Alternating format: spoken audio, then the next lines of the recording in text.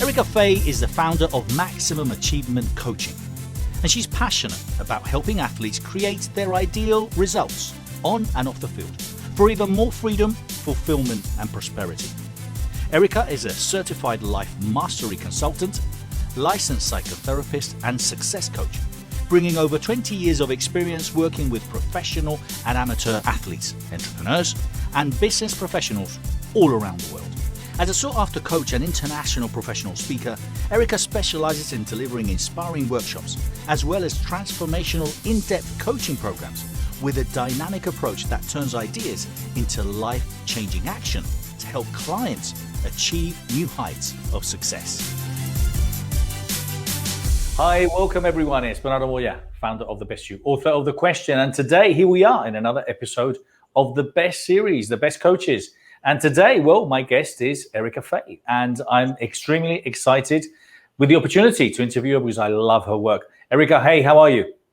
Hi, Bernardo. It's great to be here. Thanks for having me. Thank you so much. Listen, just tell us a little bit more about where you were born and kind of a little bit more about your early years, if you don't mind. Sure. I was born and raised pretty much in Chicago. I was born in Chicago, but then we moved right outside Chicago to Oak Park, which is a 9 mile away from the downtown area suburb. I lived there all my life until I went to college at Purdue in Indiana, and then later in St. Mary's in San Antonio, Texas. So I would say overall school was a really positive experience for me. And that's also where I got introduced to sports, which is now a huge part of my life. So love that. Brilliant. And I was going to ask you, was there anything in particular that stood out that you enjoyed when you were at school? Yeah. So when I was younger, we had to run, there was a track where I was on this campus that had a college just across the way. And so we had track and we had to run the mile and do all of these running things. And actually I had really bad asthma as a child and I was hospitalized a lot, but I credit that and my parents with, that was what kind of built up my lung capacity and allowed me to become an athlete. And so that's one of the kind of like pain points, but also I think the turning point for my life, which I did not know yet when I was a kid, but now looking back on it, I can definitely see that it had a huge impact. Well, funny enough, I always tend to ask if there's a specific turning point in one's life, or where all of a sudden one goes in a different direction. Was there anyone in particular that inspired you when you were younger? Definitely. I had a swim coach in high school. I was kind of messing around and he saw some talent in me that I didn't even know that I had. And he kind of plucked me out of junior varsity and challenged me to try out for varsity, and then also found kind of pushed me to become a backstroker, which I never was interested in doing. But by means of all of that, I wound up qualifying and being on the varsity squad when he challenged me to do that. And I wound up qualifying for state that same year, which was unbelievable because I wasn't even really a serious swimmer. So I would say he is definitely one of my inspirations. And a lot of what he taught me as an athlete is still what I'm using to this day. So I would say he was a really big inspiration for me when I was in high school. That's lovely. That's lovely. It's so important to have someone that, you can, and that's it. You just never know who you can inspire, at some point with some great advice, and obviously had an impact in you. So when is it that you started, having clarity regarding what you wanted to do when you were older? Or did that just, because I don't know, me in particular, my life has evolved from one thing to the other. And sometimes by serendipity, I've landed in what I'm doing now. But what was your case? Yeah, so mine kind of was similar. I always knew I wanted to help people. So I was blessed in that. I always knew, like my friends would talk to me about like relationship challenges and things like that. So when I was in college, I kind of had this download, I feel like, that just said, go into psychology. And from there, I kind of decided, well, I'm really interested in relationships. So I wound up after college getting my marriage and family therapy degree. And then I'm a licensed marriage and family therapist. And when I finally opened my private practice, I thought I had arrived. I was living my dream. And then, like you said, there was kind of another evolution, which I know now life is always seeking fuller expression through us. So it makes perfect sense. But when I started to work as a marriage and family therapist, I started to see a lot of athletes in my business.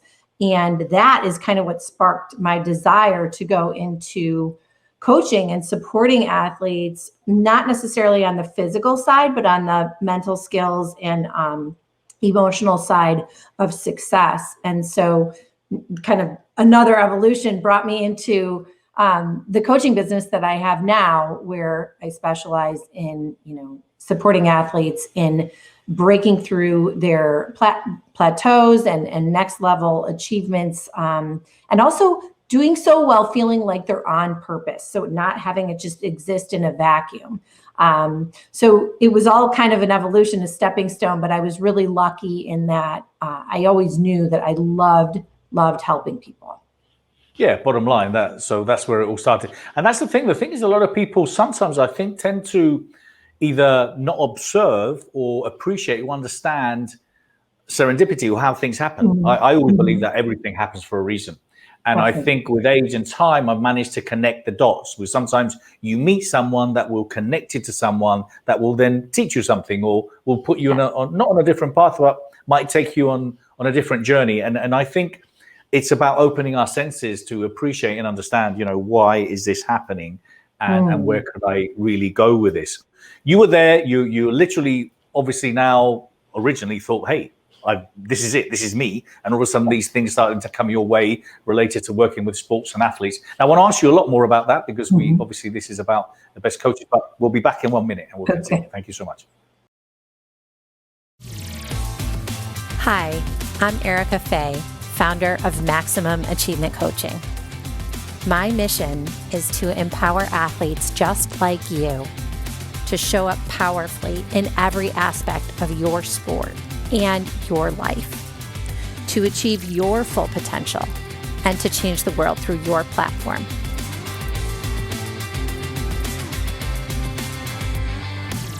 For more information, visit my website at maximumachievementcoaching.com.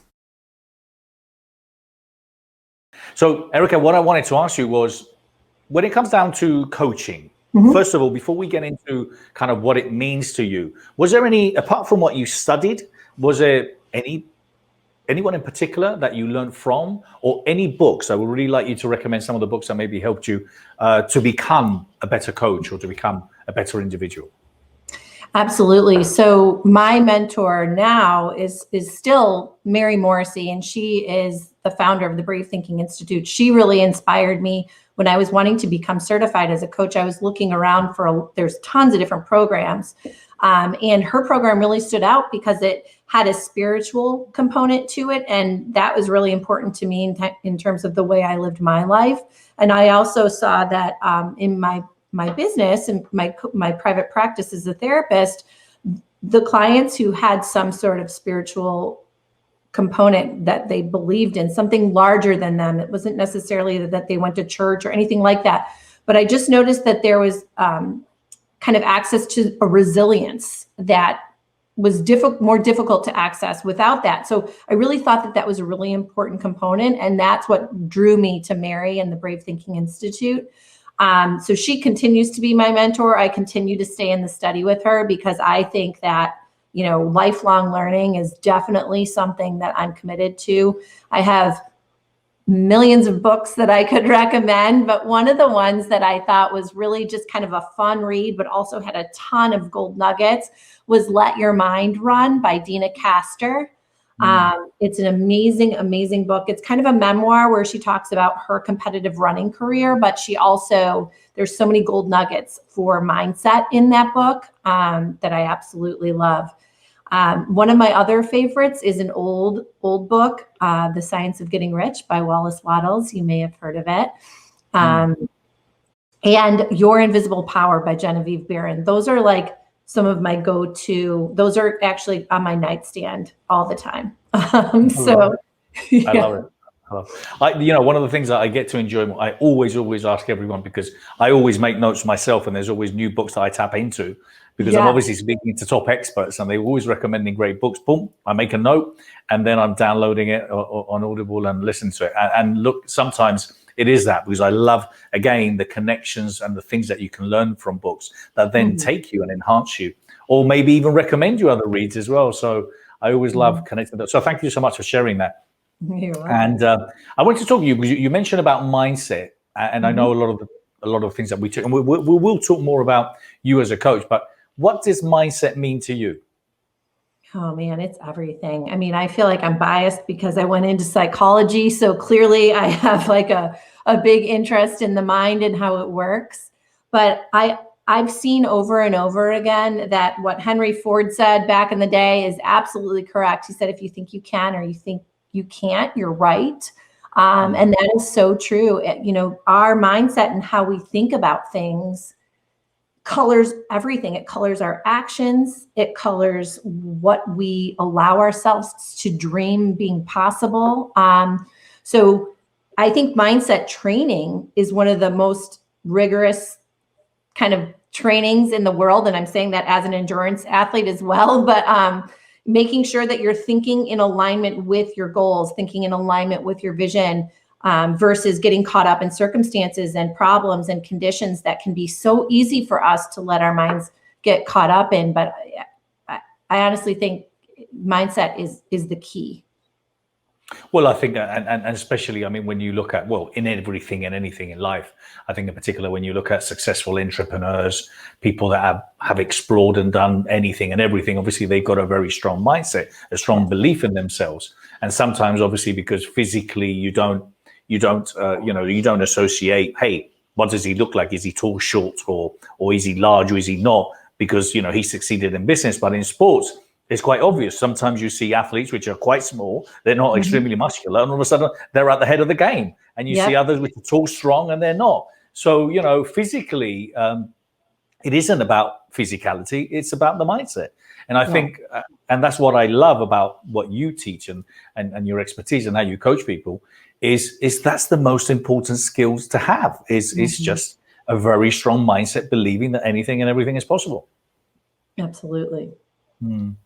Yeah, so I'm with being a coach, and I wanted to ask you now some specific questions of what being a coach means to you. But apart from that, why should people have a coach? Because I still think that a lot of people tend to underestimate the importance of a coach. Well, I think it's, I could definitely relate to the whole, like, I want to figure this out on my own. I can do it alone, that kind of thing. That's something that I have to catch myself in too. But if I look back on my life, and this is, I think, everyone who's watching can kind of frame this for themselves in terms of, when have you done the best? Has it been when somebody's pointing out areas that maybe you're focused on that aren't really serving you, or maybe it's someone pushing you, or someone believing in you when you are having a hard time believing in yourself? All of those things are components of coaching. But then there's another piece that I actually heard from one of my mentors that I absolutely love. And he always says, if you're the one in the picture, you can't see the whole frame. So sometimes it requires someone who is outside of you kind of pointing something out and shining the light of awareness so that you can really see, this has been a stumbling block for me. Maybe I didn't even realize that before. And so, to get even better than we are, if growth is something that's important to you, and it's something that's important to me, it always is helpful to have somebody else who has a little bit more awareness, or has a little bit more experience, or who can kind of see your potential in you and help you to access that. And so that you can create the things that are most important to you, and, live a life that feels really, really purposeful and meaningful. Absolutely. Now, as far as you're concerned, what is important to you when you coach people? What's your process in looking at someone, especially in sports, for example? What is the process from sitting down with someone and then, taking them on the journey of them appreciating, how amazing they are thanks to your help?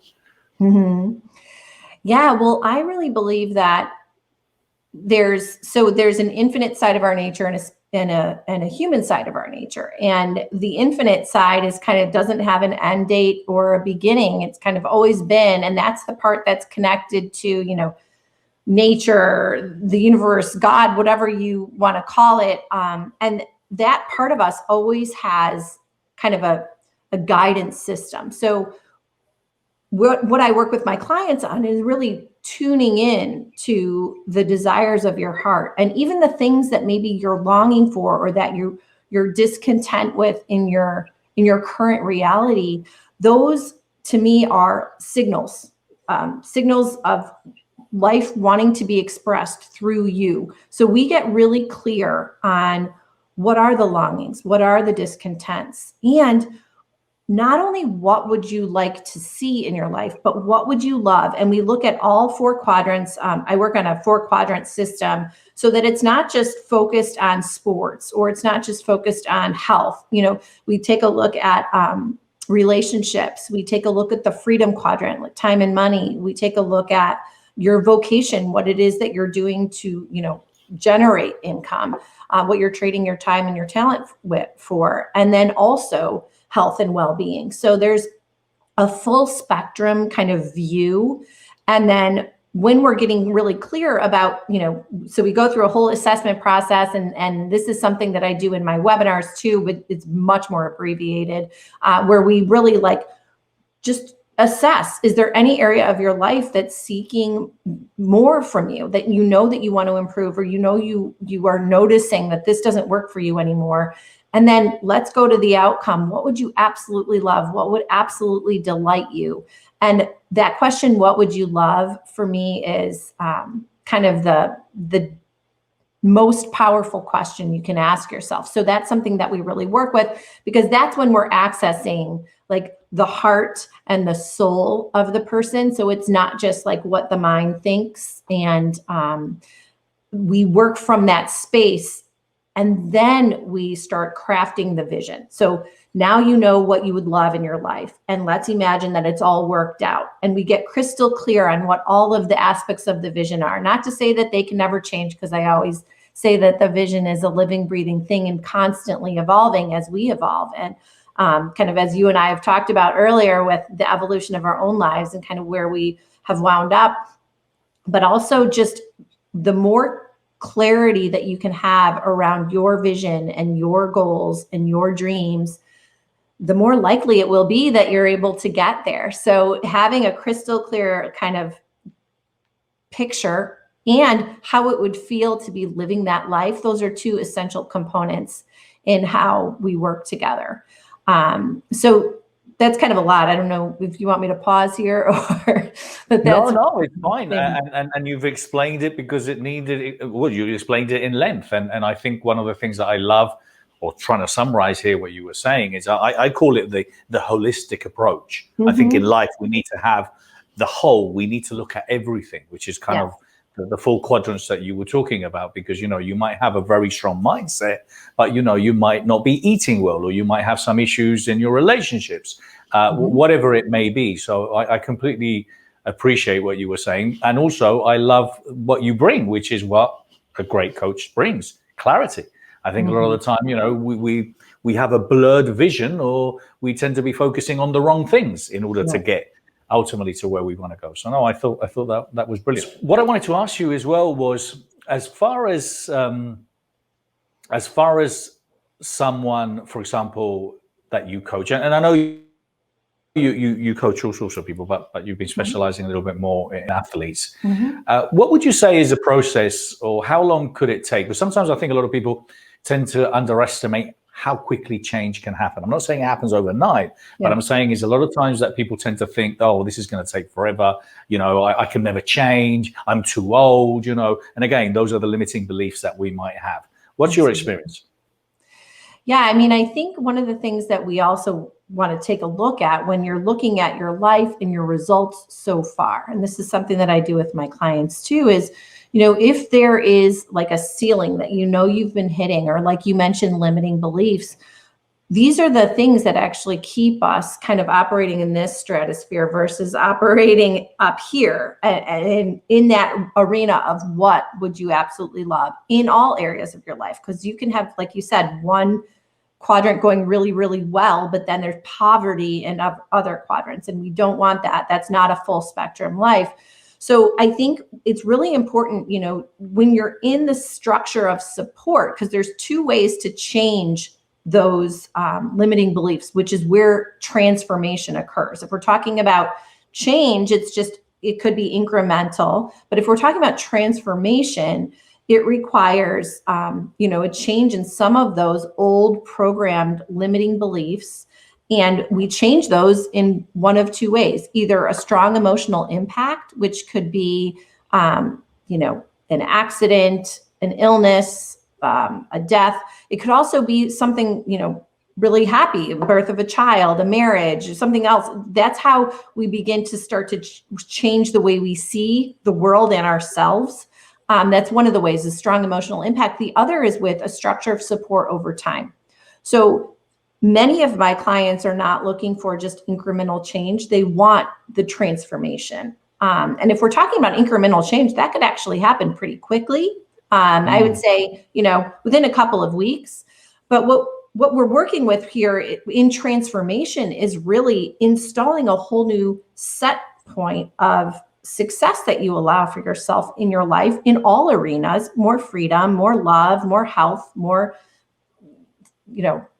success in general, however you define it. And then we look at what are the things that are keeping you from actually operating at that level, and we reverse engineer it. So this is kind of a long answer to your question, but what I would say is, when we are able to get to thinking from the vision, like, this is absolutely happening, this is my life, this is absolutely happened, even without it appearing in the landscape of our current reality, and believing, like, this is my life, this is for me, this is absolutely, even if others are doubting or whatever.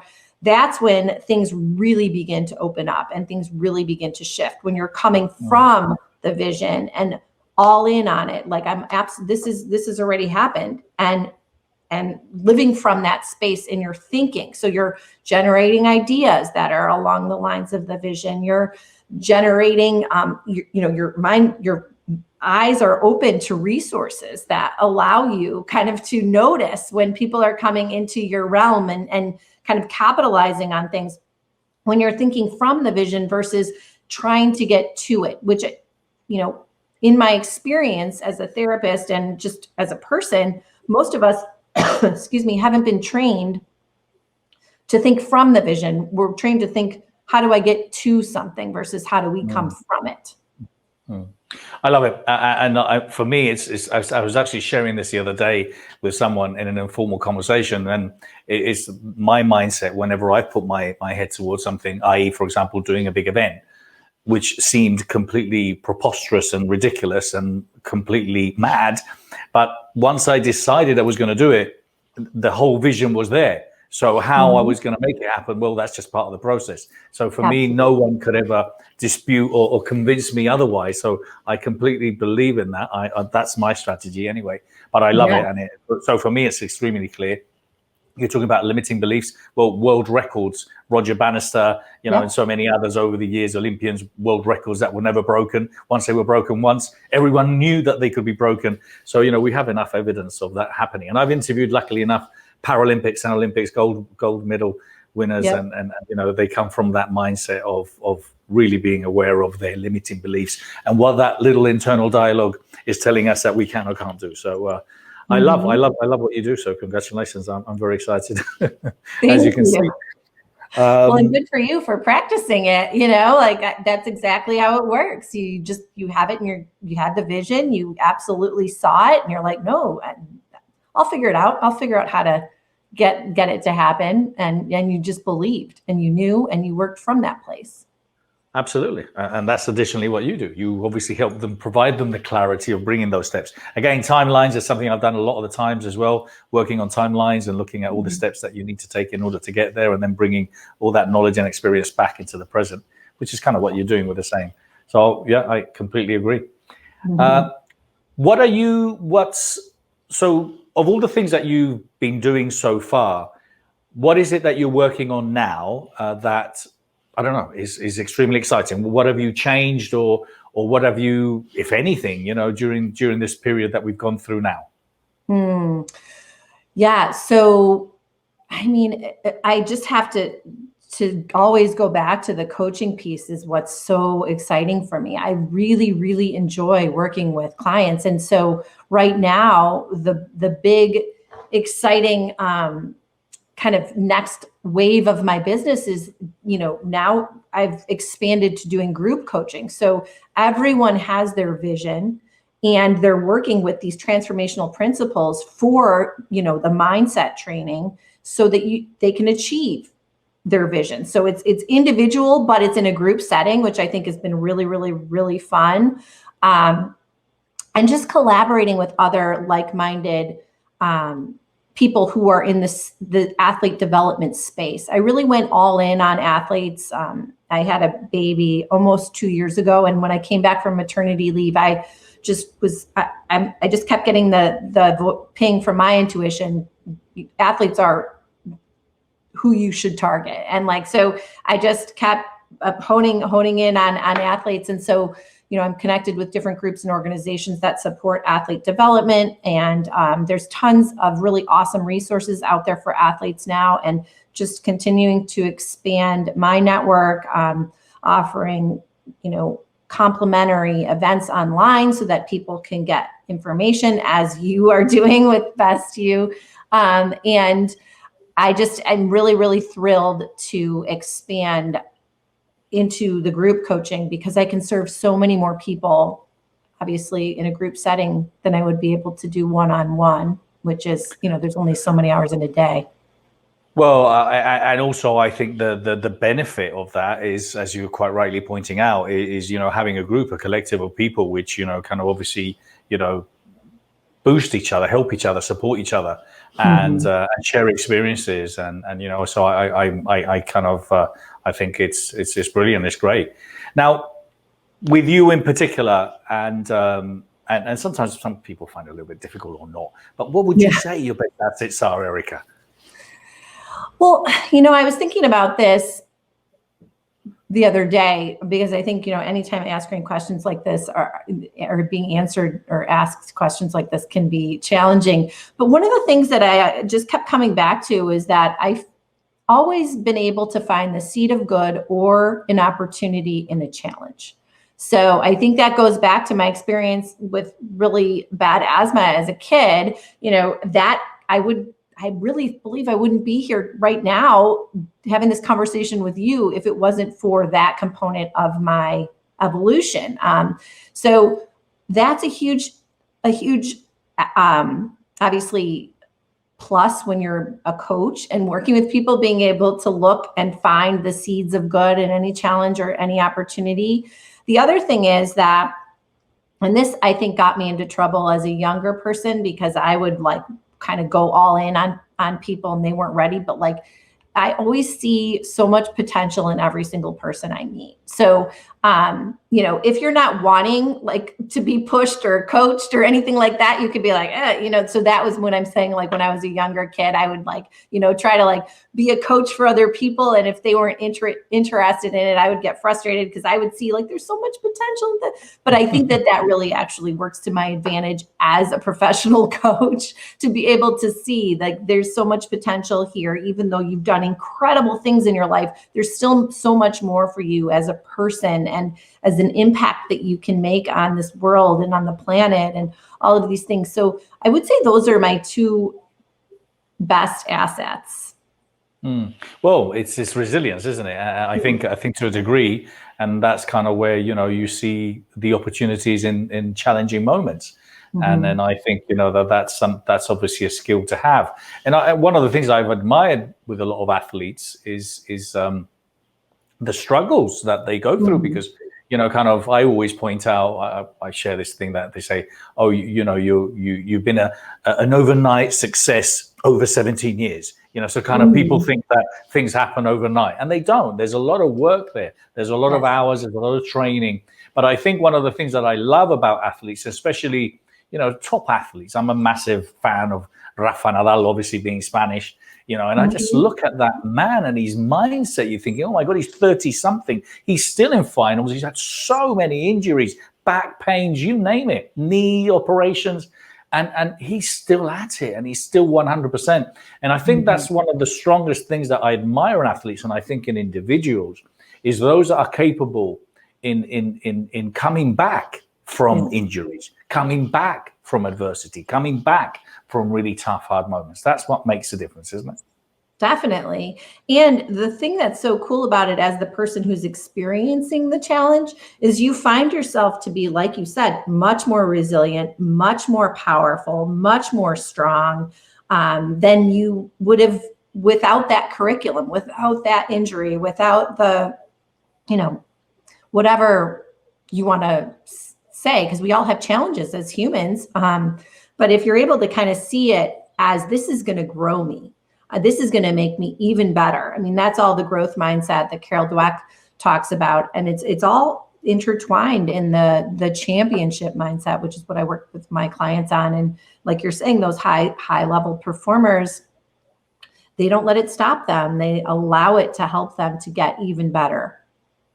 Yeah, and especially I think when you're a top athlete, because, and I'm just trying to compare it with COVID. I've lost my job now, and I've lost, kind of my income, to kind of like, all of a sudden you're a top athlete, you've got a knee operation that could literally, stop your sports life. Yep. So I think, that they're very, very challenging moments. One is physical, the other one is financial. But, at the end of the day, they're both very challenging. One has the approach, the athlete, which is, I'm just going to get better, as you said. I'm gonna get better after this, and this is going to help me. And others, unfortunately, take it the other way. Well, what can I do now, and why me? Right. And that's the difference. Well, and so I've got a couple more questions. Sorry, just add to that, Erika. Sorry. Oh, sorry. Yeah, the other thing that I would just add, because sometimes it is the reality that these athletes are done with their sport by means of their injury. And so that's not to kind of just gloss over the challenge of that, or like you said, somebody in COVID losing a job. So it's really important to have space to feel the emotions that are going to be part of all of that, and know that there's always a next level for you. So like, that's one of the things that I really love about my clients, is that they know, like, there's something else, there's something more. So even if, they're heartbroken that their sport is over and they didn't hit their goals, and they have all of this undone kind of potential that they see in themselves for their sport, it's always kind of accessing that internal, what helps me to feel really alive and on purpose. And then we work from that space, because there's always that piece. It's not just about being the best athlete. Maybe it is, but there's always something larger when we're talking about really living from a soul and a purpose place. And that's one of the things that I love being able to support my athletes with. No, I completely agree. And what have you learned from it, and how can you take it? Can you take all those experiences that we all have in life in order, to become a better version of yourself? So I've got a couple of more questions. We'll be right back. Thank you so much. Hi, I'm Erika Fay, founder of Maximum Achievement Coaching. My mission is to empower athletes just like you to show up powerfully in every aspect of your sport and your life, to achieve your full potential, and to change the world through your platform.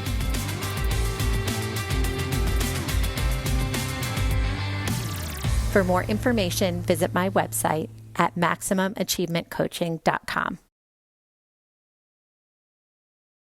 Erika, thank you. I've really thoroughly enjoyed the interview. There's just a couple of more questions I wanted to ask you. So I know you've mentioned to me what you're doing now, but what's next for you? Where are you at the end, and where you coming from in your future timeline? That's a great question. So my future timeline, I have additional people who are on staff with me because right now I'm kind of doing it all. And I would say that as much as I teach, coming from the vision and delegating and all of that, this is something that I'm definitely noticed some growing pains. So kind of bringing on a team of people is really what's next to support, because my goal is to raise the consciousness of sport and really allow athletes to be empowered. And no matter, even if they're an amateur athlete, you don't have to be a professional athlete, but really to know that there's so much more in you. And so bringing on some additional support staff, maybe even an additional coach or two, to really support the athletes and support as many athletes as I possibly can. Amazing. Great work. Well done. And what would you say in general? And okay, the pandemic has created a new reality now, but what would you say, in your opinion, are the best skills that people should have? I think just really getting practiced at tuning in to the voice of your intuition. And I tell my clients this all the time, you're the highest authority on your life. And you know what gives you life, what doesn't give you life. And really when you're coming from a place of being guided by your intuition. And I know that is a relationship that has to be cultivated. I teach this in some of my coaching programs about how to cultivate the relationship with your intuition. But I would say once you have that relationship dialed in, where the voice of your intuition, if it's saying, not this way, maybe go a different way, or if it's, continuing, perhaps it's like continue to make the phone call and you're wondering, why am I supposed to be calling this person? But it just keeps coming up and up and up. Those are I would say, that is a skill that can be practiced and learned. We all have the voice of our intuition, but really cultivating that relationship so that you can be guided by that, because our intuition, although it's not linear and we can't necessarily understand how it works or why it works, there's no experience where really the voice of your intuition will lead you wrong. So I would say that's one of the highest and the best things that we could all do, is to continue to cultivate the relationship with the voice of our intuition, so we can weed it out from the mind voice. Is this, that will tell you from a logic perspective. The intuition comes from that soul place where you really, there's more information there than we have access to, right? I mean, our subconscious mind is constantly at work. And so, it's not really a black and white, really crystal clear, just start listening to your intuition. I mean, there's ways to cultivate it. But I would say that's one of the highest skills that you can practice with, because if you're really being guided by your intuition, you will be on your soul's path. And that can really help to open doors for you, or lead you to an opportunity that maybe you didn't even know that you wanted. And that's something I love when my clients find that, they're like, I didn't even know I was interested in this. And then it unlocks a whole new world. That's all from the intuition. That doesn't come from me as a coach. It comes from the client and being guided and having that relationship. So I would say that's one of the most important things. No, absolutely agree. I think people underestimate as you said, how much, knowledge and wisdom we have within us, and how many times, our intuition is telling us to go left and we decide to go right. We completely ignore it. So tapping into it is very, very important. And my last question to you, Erika, many, many years from now, what would you like your legacy to be? Well, I would love to inspire every single person I meet or have contact with to really know that there's so much more in them beyond what they're even aware of. There's such a power in every person, in you, in me, than you're even aware of. And so I would love for my legacy to be that people who came into contact with me really believed that, or at least maybe they're started getting curious about it and started living from that place, so that you can begin to live from your soul's purpose to make a greater impact and contribution to this planet, and and humanity overall. I love it. And that's kind of what the whole idea of the best you, the better version of yourself. We all want to become the best version. If we are, consequently, we're going to make the world a better place. So absolutely. Well, Erika, thank you so much. I thoroughly enjoyed interviewing you. Congratulations on all your great work. And hey, anyone that's been watching today, you've seen and you've got Erika's details. Make sure you click on that QR code. Make sure you follow that URL and hey, connect with her. Erika, thank you so much. Thank you, Bernardo. Thank you. Take care. Lots of love and hope to see you soon.